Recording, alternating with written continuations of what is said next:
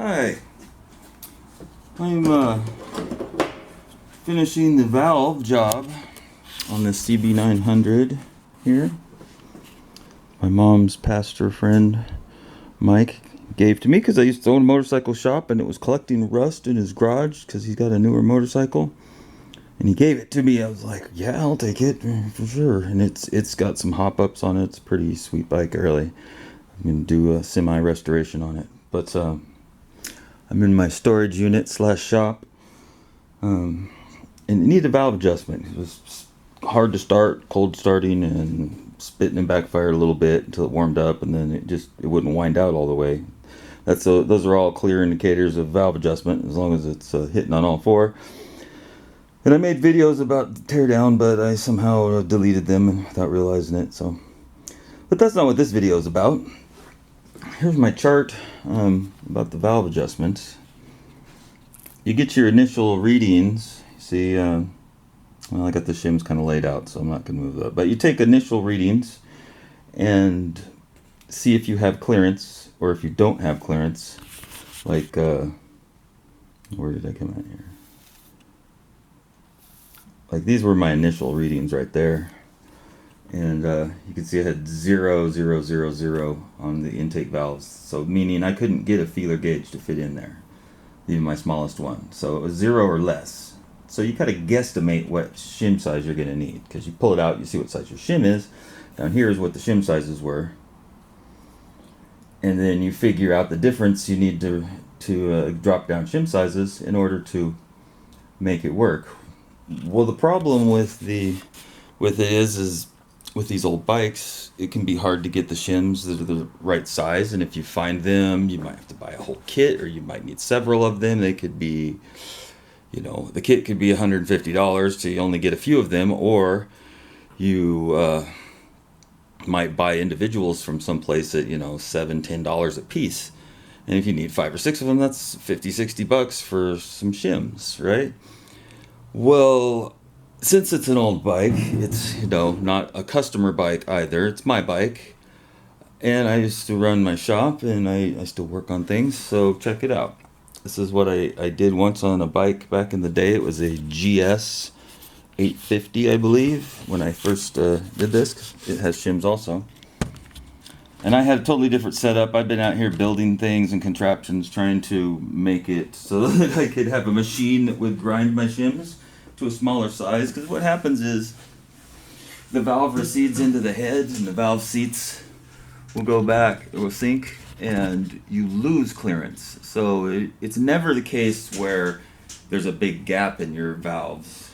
It's always that you need more clearance, which means you need smaller shims. So if these shims are going to be taken out and not even used anymore, then why not just grind these babies down, right? That way you don't have to buy shims, you don't have to buy a shim kit, you just reuse the ones you had, you make them so that they work again. And so check it out. We'll start with a 0 reading on there. The shim is a 295. Now, I've tried a lot of different things, having arms, contraptions coming over to hold everything in place. And in the end, I went back to freehanding it. But here's what I have. This is one of the buckets from out of the head. And it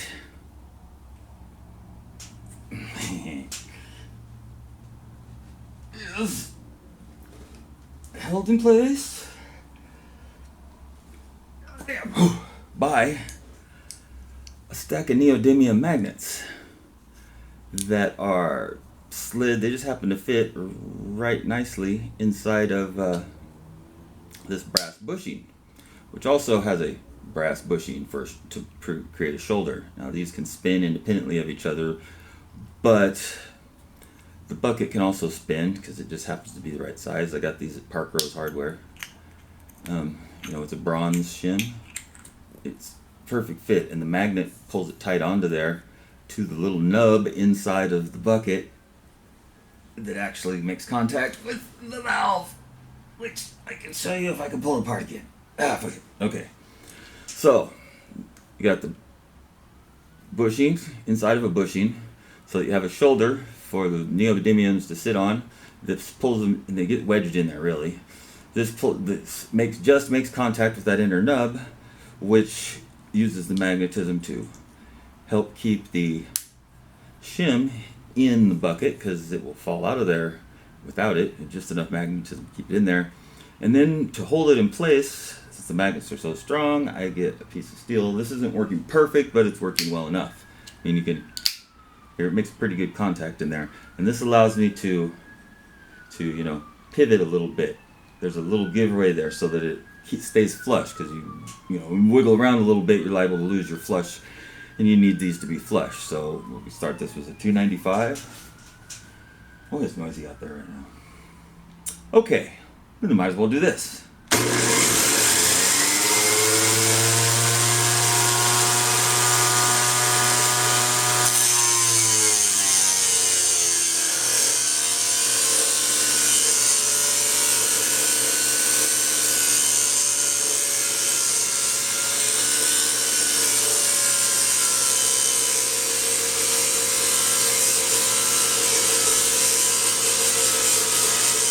Make it rotate by how evenly or not evenly you apply the pressure.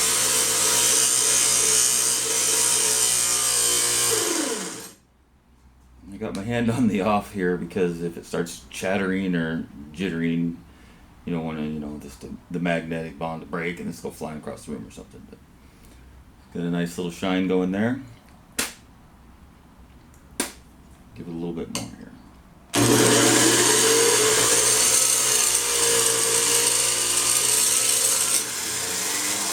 It started to shake the magnet held, so. I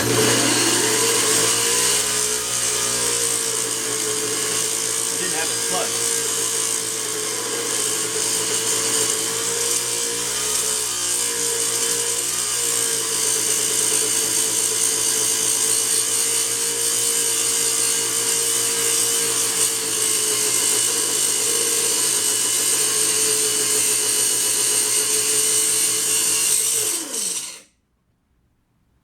There's a point there where the pressure of the disc against the shim is near the center, and you can watch the bucket. It'll start to turn real slowly one way, and you bring it back, it'll turn the other way.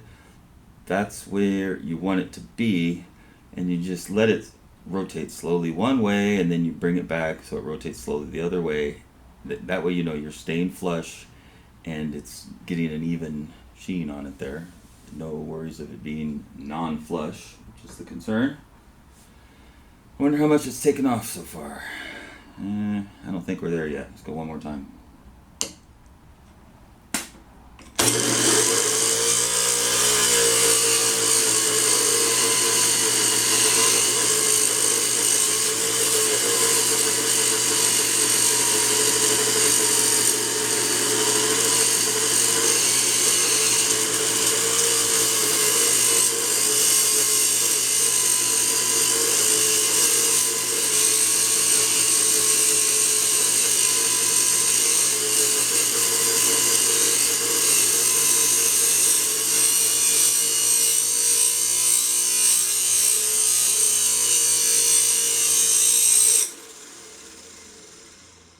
When you hear the sound change like that and the pitch goes up, I think that's when it's starting to cut quickly.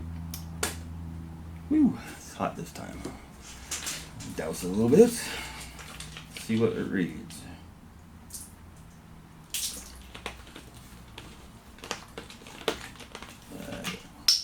Oops.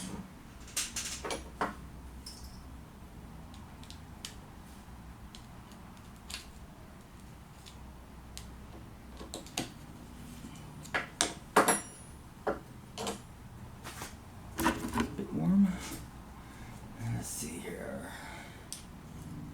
It takes longer than you think it will. You really got to bear into these. Okay, get rid of 4 for a second. It's take 1/100th of a millimeter so far. So all that grinding has removed barely anything. So you need to really lay into it. And for sake of having a continuous video that shows what I'm trying to do happen, I'm just going to leave it rolling and and get a little medieval on its ass.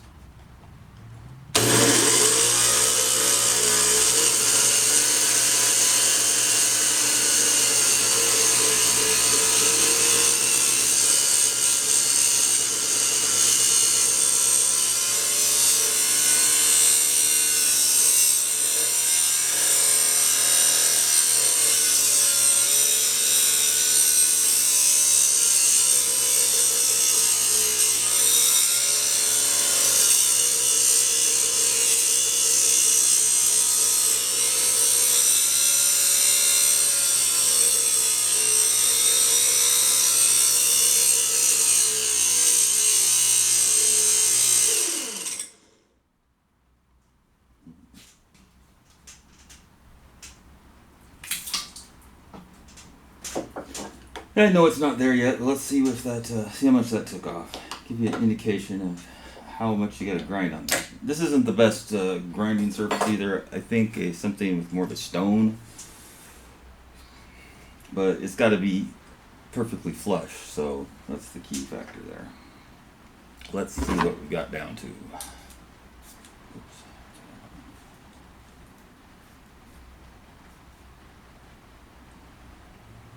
290. Now, a little bit. 292.